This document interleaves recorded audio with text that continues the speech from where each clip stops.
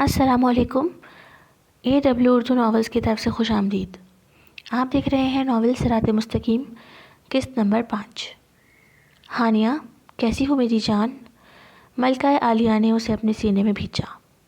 ہانیہ اپنی ماں کی پناہوں میں آ کر پھوٹ پھوٹ کر رو رہی تھی. ایسے کیوں رو رہی ہو؟ میرا دل بیٹھ رہا ہے. میں ٹھیک ہوں امی، آپ کیسی ہیں؟ بس آپ کی بہت یاد آ رہی تھی، اسی لیے آنکھیں بھر آئیں. ہانیہ نے کسی کو بھی کچھ نہ بتانے کا فیصلہ کیا.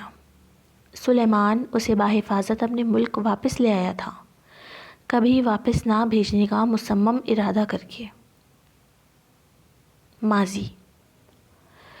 ہانیہ تمہیں کیا لگتا ہے کون سا رنگ خطرے کی علامت ہوتا ہے؟ 17 سالہ سلیمان اپنی 11 سالہ بہن سے ذہنی آزمائش کے کچھ سوال کر رہا تھا. بھائی مجھے لگتا ہے لال رنگ، اس نے بڑا سوچ کر جواب دیا. اچھا، کیا تمہیں ایسا لگتا ہے؟ اور خوشی کی علامت؟ اس نے پھر سے سوال پوچھا. ہرا رنگ؟ ہانیہ نے اپنی دانست کے مطابق جواب دیا. اور امن کا مظاہرہ کرنے کے لیے کون سا رنگ مناسب ہوگا؟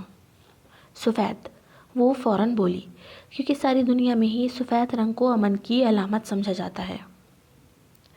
صحیح، لیکن اگر میں کہوں کہ سرخ رنگ خطرے کی نہیں زندگی کی علامت ہے، کیونکہ ہمارے خون کا رنگ لال ہے اور ہم خون کی گردش سے ہی تو زندہ رہتے ہیں. اور ہرا رنگ بدقسمتی کی علامت ہے. بچپن سے سنا ہے کہ کسی کو بدقسمت کہنا ہو تو اسے سبز قدم کہا جاتا ہے، جبکہ سفید رنگ دکھ کی نشاندہی کرتا ہے، خالی پن اور دکھ، کیونکہ جب مر جاتے ہیں تو کفن بھی تو کوڑا سفید ہوتا ہے. تو اب تم کیا کہو گی؟ ہانیہ گہری سوچ میں ڈوبی تھی، کیونکہ سلیمان صحیح کہہ رہا تھا. اسے تذبذب کا شکار ہوتے دیکھ سلیمان نے اس کی چھوٹی سی ناک کو پکڑ کر دبایا اور بولا. کسی رنگ کا کوئی مطلب نہیں ہوتا ہانیہ، یہ تمام چیزیں اللہ پاک نے ہمارے لیے ہی پیدا کی ہیں، اور ہم انہیں اپنی سوچ اور سمجھ کے مطابق پرکھتے ہیں، ان کے مطلب نکالتے ہیں. ہر چیز کا مطلب ہی وہی وہاں موجود حالات کے مطابق تبدیل ہو جاتا ہے. اسے سلیمان نے اس طرح سمبولک لینگویج میں بات کرنا سکھا رکھی تھی. بچپن سے ہی دونوں بہن بھائیوں کو اشاروں کی زبان میں بات کرنے کی عادت ہو گئی تھی، جس میں حتمی طور پر کسی بھی لفظ کا کوئی مطلب نہیں ہوتا، لیکن مجموعی طور پر پورا جملہ کسی بات یا واقعے کی نشاندہی کر دیتا تھا. ہانیہ نے اپنا بایاں ہاتھ اٹھا کر کالے رنگ کے گھوڑے کا کہہ کر سلیمان کو یہاں معاملات کا بتایا. وہیں اپنے پسندیدہ پھولوں کے مرجھا جانے سے مراد اس کی اپنی ذات تھی کہ وہ مر رہی ہے، مرجھا رہی ہے. لیکن خیر، اب وہ یہاں آ چکی تھی، اور اب سلیمان کے لیے امتحان تھا کہ وہ کیسے اسے المیر کے ساتھ بندھے اس رشتے پر سے آزادی دلانی ہے کہ حکومتی سطح پر کچھ بھی نہ بگڑے اور ہانیہ کی جان بھی چھوٹ جائے. کیا کروں اب سمجھ نہیں آ رہا. اسی شمشیر سے دوستی کر لیتی ہوں، لگتا ہے وہی نکالے گا مجھے جہنم سے. کھانا نہیں بنانا آیا ابھی تک تمہیں؟ کیسی سبزی بنائی ہے یہ؟ نمک کون تمہارا باپ آ کر ڈالے گا؟ رواح کی سوچوں کا تسلسل حاشر کی ڈانٹ سے ٹوٹا. وہ کمرے کے کونے میں سر جھکائے ہاتھ باندھے کھڑی تھی. حاشر کو لگ رہا تھا کہ وہ اس کی تعظیم میں کھڑی ہے، جبکہ وہ تو اپنی ہی سوچوں میں مگن تھی. معاف کر دیں، اب نہیں ہوگا، وہ سر جھکائے کہہ رہی تھی. حاشر نے اسے آنکھ سے آنکھ ملا کر بات کرنے تک کی اجازت نہیں دی تھی. اس کے اس جملے پر حاشر نے ایک لمحے کے لیے اسے دیکھا، پھر دوبارہ کھانے میں مصروف ہو گیا. باقی کا کھانا اس نے خاموشی سے کھایا. پھر آخر میں اس کا بچایا ہوا جھوٹا کھانا رواح نے باورچی خانے میں بیٹھ کر کھایا. اگلی صبح رواح حاشر کے ساتھ ہی ندی تک گئی. آج اسے کپڑے دھونے تھے. وہ اپنے کام میں لگ گئی، جبکہ حاشر وہیں اپنی بکریوں کو چرانے لگا. روا کی بےتاب نگاہیں مسلسل شمشیر کو ڈھونڈ رہی تھی، لیکن آج اسے وہ کہیں نظر نہ آیا۔ آج کا دن سارا ہی بہت بیزار سا گزرا تھا۔ اس نے جو سوچا وہ نہ ہو سکا، لیکن وہ حاشر کا دل جیتنے کی بھرپور کوشش کر رہی تھی تاکہ وہ اسے مزید آزادی دے۔ وہ سوچ چکی تھی کہ جیسے ہی موقع ملے گا وہ یہاں سے بھاگ جائے گی۔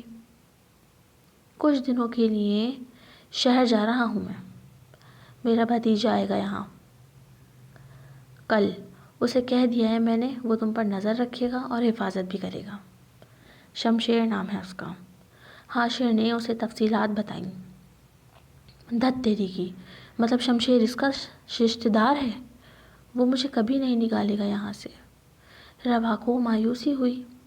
اس نے یہ سوچتے ہوئے اس بات میں سر ہلایا، مجھے بھی اپنے ساتھ شہر لے چلیں، میں گھر جانا چاہتی ہوں، مجھے معاف کر دیں اور گھر بھیج دیں پلیز۔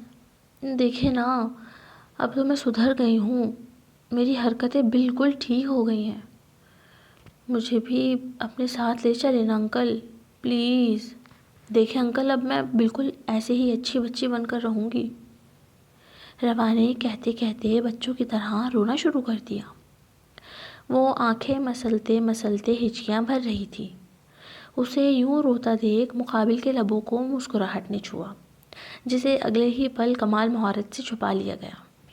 انکل ہوگا تیرا باپ، بھول جاؤ اب اپنی پرانی زندگی کو، کچھ نہیں ہے پیچھے، اب جو ہے یہی ہے، تمہیں ساری زندگی یہیں رہنا ہے۔ روا نے دکھ سے اس کی طرف نظریں اٹھائیں، لیکن اگلے ہی لمحے واپس سر جھکا لیا، کیونکہ اگر روا اس کی طرف دیکھتی تو حاشر اس کے منہ پر تھپڑ مار دیا کرتا تھا۔ اس نے آگے سے کوئی بات نہیں بولی، بس خاموش ہو گئی۔ مطلب اب جو کرنا ہے مجھے ہی کرنا ہے، وہ بس سوچ ہی سکی تھی۔ حاشر کو اندازہ ہو چکا تھا کہ روا بہت بے وقوف اور کہیں نہ کہیں چھوٹے بچوں جیسی معصوم ہے۔ مسئلہ اس کی تربیت کا ہی تھا، جو اس کے باپ نے اس کی نہیں تھی۔ حاشر چلا گیا، یہ بتا کر نہیں گیا کہ وہ واپس کب آئے گا۔ بس روا کو یہ پتا تھا کہ اب وہ آزاد ہے، کہیں بھی جا سکتی ہے، کچھ بھی کر سکتی ہے، لیکن اسے اب شمشیر کو شیشے میں اتارنا تھا، اور وہ ٹھہرا ایک جوان مرد۔ بس اب آئیڈیا یہی تھا کہ اسے اپنی خوبصورتی کے جال میں پھنساؤ اور یہاں سے بھاگ جاؤ، بس اس سے ملاقات کی دیر تھی اب۔ میرے دل پر لکھی محبت بھری نظم ہو تم، میری آنکھوں پر رقم چاہت کی تصویر ہو تم، تمہیں دیکھنے کو بےتاب ہے یہ دل ناداں، میرے دید کی تسکین ہو تم۔ اسمارا نے بڑی محبت سے سلیمان کی شان میں چند جملے لکھے تھے۔ جب سے اسے پتہ چلا کہ اسے سلیمان کے نام سے منسوب کر دیا گیا ہے، اس کی خاموش محبت کو تو جیسے زبان مل گئی تھی۔ سلیمان کا رشتہ باقاعدہ طور پر اسمارا سے طے کر دیا گیا تھا، لیکن اس کا اعلان عام نہیں کیا گیا تھا۔ ابھی بات صرف دونوں بھائیوں کے درمیان تھی۔ سلیمان اپنے ماں باپ کے اس فیصلے سے واقف تھے، وہ خوش نہیں تھے تو کوئی اعتراض بھی نہیں تھا، کیونکہ وہ تو ان سب چیزوں کو نہ اہمیت دیتا تھا نہ اس کا دھیان تھا۔ رشتے، شادی، لڑکیاں، گرل فرینڈ، چکر، محبت، ہر چیز سے بہت دور تھا وہ، کیونکہ اس کے پاس کرنے کے لیے اپنے پسندیدہ بہت سے کام تھے۔ اگلے روز وہ تیار ہو کر صاف ستھرا لباس پہنے بکریوں کے باڑے تک گئی۔ بظاہر اسے انہیں چارہ ڈالنا تھا، لیکن مقصد اس کا شمشیر سے ملاقات تھی۔ ویسے تو اس میں کسی بات کی عقل نہیں تھی، لیکن بغیر کسی میک اپ کے اپنے آپ کو سنوار کر کیسے رکھ سکتے ہیں یہ وہ بخوبی جانتی تھی۔ چقندر کے رس سے گالوں اور ہونٹوں پر سرخی لگائی، الائچی چبا کر اپنی سانسوں کو بھی مہکا دیا، بال بھی وہیں موجود چھوٹے چھوٹے پھول لگا کر سنوار لیے، چولہے کی راکھ سے اپنی انگلی پر کالا رنگ لگا کر آنکھوں میں بھر لیا۔ اس کی پانی کے رنگ والی شفاف آنکھیں ان کالے ڈوروں کے درمیان سحر انگیز لگ رہی تھی، جن پر گھنی پلکوں کی بار سایہ فگن تھی۔ اس گھر میں شیشہ موجود نہیں تھا، تو پانی کے ڈول میں اپنا عکس دیکھ کر اسے ایک بار پھر سے فخر نے آ گھیرا۔ وہ بلا شبہ بہت حسین تھی، کچھ نہ بھی کرتی تو بہت ہی پیاری لگتی، لیکن اب تو 4 چاند لگ گئے تھے۔ ابھی تھوڑا سا کام ہوا تھا، باڑا صاف کرنا بھی باقی تھا کہ اسے اپنے پیچھے شمشیر کی آواز آئی۔ کیسی ہو روا؟ میں کچھ مدد کروا دوں؟ وہ کھڑی ہوئی، ہاتھ جھاڑے اور ایک بھرپور مسکراہٹ سے دیکھتے اس کے قریب آئی۔ شمشیر، کیسے ہیں آپ؟ میں ٹھیک۔ وہ ایک لمحے کے لیے اس کی تیاری دیکھ کر جھٹکا، جو روا نے بخوبی محسوس کیا۔ وہ اندر ہی اندر مسکرا رہی تھی، کیونکہ شمشیر اسے آسان ہدف لگ رہا تھا۔ وہ ساتھ ساتھ چل رہے تھے اور باتیں کر رہے تھے۔ دونوں نے سارا دن ساتھ گزارا۔ روا کو اس خوبرو نوجوان سے باتیں کرنے میں بہت مزہ آ رہے تھے۔ شمشیر نے ہر کام میں اس کی مدد کی۔ روا نے بھی اس کے لیے چائے بنائی، جو دونوں نے ندی کے کنارے پر بیٹھ کے پی۔ البتہ روا نے اسے اپنے یہاں موجودگی کے بارے میں کچھ نہیں بتایا کہ وہ یہاں کیا کر رہی ہے، کیسے اور کیوں لائی گئی۔ یہ تو ویسے بھی اس بڈھے کا رشتہ دار ہے، اس کو یقیناً سب پتہ ہی ہوگا۔ خیر، رات کو بستر پر لیٹتے ہی وہ اگلے دن کے لیے لائحہ عمل طے کرنے لگی، کیونکہ حاشر کا کچھ پتہ نہیں تھا، وہ تو کبھی بھی واپس آ جاتا۔ اسے یہ کام جلد از جلد نمٹانا تھا۔ اس نے ایک ادا سے اسے پکارا۔ آج دوسرا دن تھا جو وہ دونوں ندی کنارے بیٹھے ڈوبتا ہوا سورج دیکھ رہے تھے۔ تم کیا کرتے ہو؟ میرا مطلب کام کیا ہے تمہارا؟ ذریعہ معاش؟ میں باغبان ہوں۔ کیا تم کھیتی باڑی کرتے ہو؟ روا کو صدمہ ہوا۔ اسے تو لگا تھا شہر کے کسی آفس میں جاب کرتا ہوگا، کیونکہ شکل سے تو وہ پڑھا لکھا معلوم ہوتا تھا۔ کہاں کرتے ہو باغبانی؟ ظاہر ہے گاؤں میں۔ اس کے سادہ سا بولنے پر ہی روا کو تپ چڑھنے لگی۔ کیا سوچا تھا اور وہ کیا نکلا؟ ہی ہی ہی ہی ہی ہی، ماشاء اللہ، وہ کھسیانی سی ہنسی اور اپنے چہرے کے زاویے درست کیے۔ شہر آنا جانا تو لگا ہی رہتا ہوگا۔ مجھے کچھ ضرورت کا سامان چاہیے، لا دو گی کیا؟ روا ابھی بھی کوشش کر رہی تھی، وہ ہار نہیں ماننا چاہتی تھی ابھی۔ پر میں تو شہر جاتا ہی نہیں۔ ہاں، تمہیں کچھ چاہیے تو حاشر انکل سے کہنا، وہ اکثر کسی نہ کسی کام کے لیے جاتے ہیں شہر۔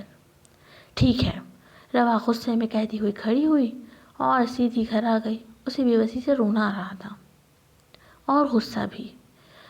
کیا کروں، بھاگ بھی نہیں سکتی۔ بھاگوں گی کہاں؟ یہاں تو دور دور تک جنگل ہے، کسی اور مصیبت میں پھنس گئی تو مسئلہ ہوگا۔ پتہ نہیں اسے کیا سوجی کہ وضو کر کے نماز پڑھنے کھڑی ہو گئی۔ آج اسے بہت اکیلے پن کا احساس ہو رہا تھا۔ اسے اپنے دل کا حال بتانے کے لیے ساتھی کی ضرورت تھی، ہمدرد کی ضرورت تھی۔ ویسے تو وہ کسی کام کی طرح نماز ادا کرتی تھی، لیکن آج اس نے بڑے دل سے روتے روتے نماز پڑھی اور خود دعا بھی کی۔ اللہ پاک، میں سدھر گئی ہوں۔ جو چیزیں آج تک مجھے کسی نے نہیں بتائیں، نہ کچھ سکھایا سمجھایا، میں وہ سب جان چکی ہوں۔ میرے اس ظالم شخص سے جان چھڑا دے۔ میں تو شہزادیوں جیسی زندگی گزارتی تھی، مجھے اپنی ہر غلطی کوتاہی کا احساس ہو گیا ہے۔ مجھے معاف کر دے، مجھے اس قید تنہائی سے آزادی دلا دے، میں بہت پریشان ہوں۔ وہ بچوں کی طرح روتے ہوئے دعائیں کر رہی تھی۔ وہ واقعی دل سے اپنی ہر غلطی کو تسلیم کر چکی تھی اور اب ایسے ہی رہنا چاہتی تھی، لیکن اپنی دنیا میں، اپنے لوگوں کے بیچ، یہاں اکیلے اس جنگل میں اسے بہت گھبراہٹ ہونے لگی تھی۔ بابا، میں کہہ رہی تھی کہ ہانیہ کو کیوں بھیجا آپ نے؟ ریما نور اپنے باپ کے سر پر کھڑی سوال کر رہی تھی۔